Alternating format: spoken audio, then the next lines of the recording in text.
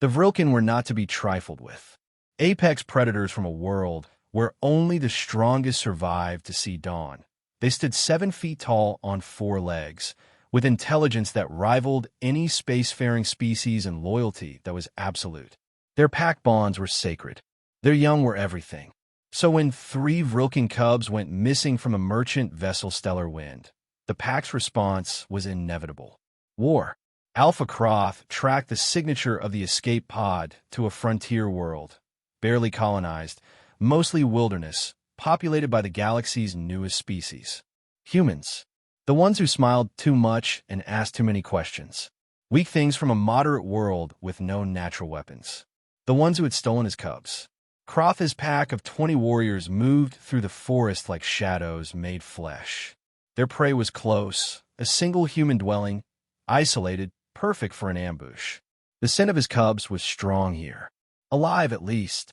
That was good. It meant the human might die quickly instead of slowly. They surrounded the small cabin as twin moons rose overhead. Croth gave the signal.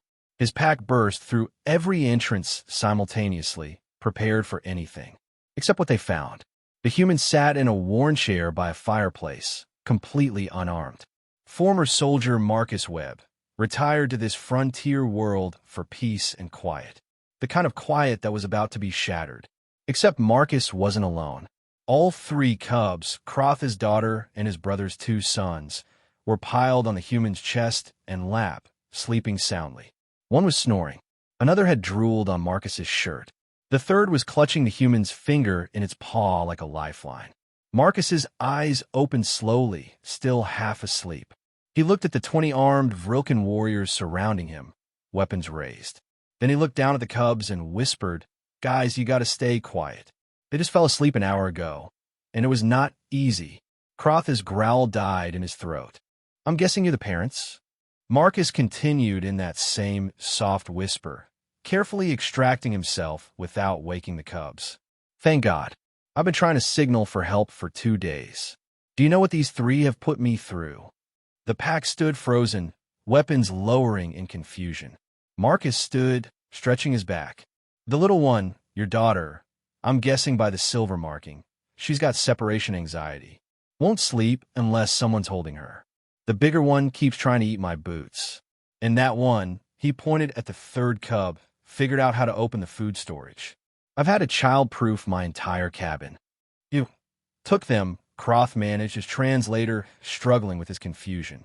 "Took them? Their pod crashed in my backyard. They were hypothermic, terrified, and the little one had a broken leg." Marcus gestured to a medical kit. "I splinted it best I could. She needs a real doctor, but she's stable.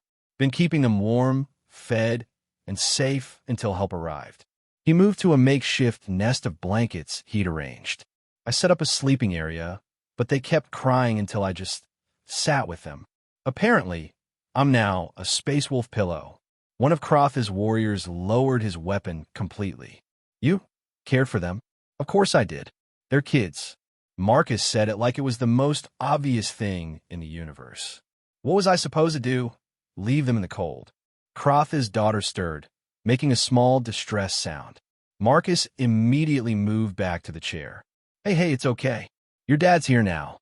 He scooped her up gently, and she settled against him, still mostly asleep. The Alpha watched this human, this weak, weaponless creature, cradle his daughter with practiced care. Watched his sons curl up in blankets this human had warmed. Saw the empty food containers, the makeshift toys, the medical supplies. Croth's second-in-command whispered, "Alpha, what do we do?" "What did they do?" "They'd come for war.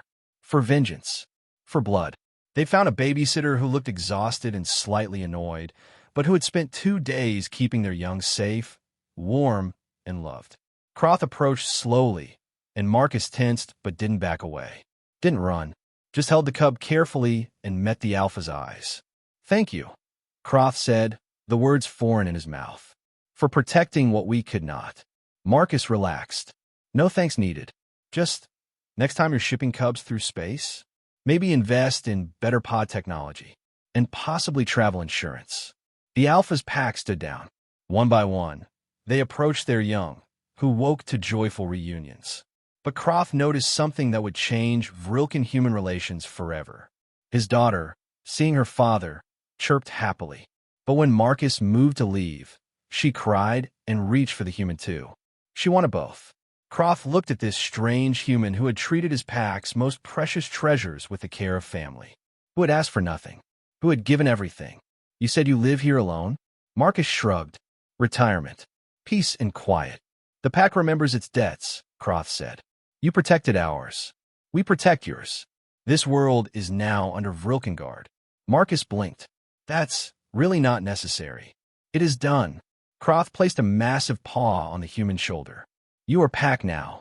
And that was how Marcus Webb, retired soldier who just wanted peace and quiet, became the first human adopted into a Vrilken pack, and why 300 Vrilken warriors established a permanent settlement on a frontier world to guard one man who had simply done what humans do best: care for those who needed it.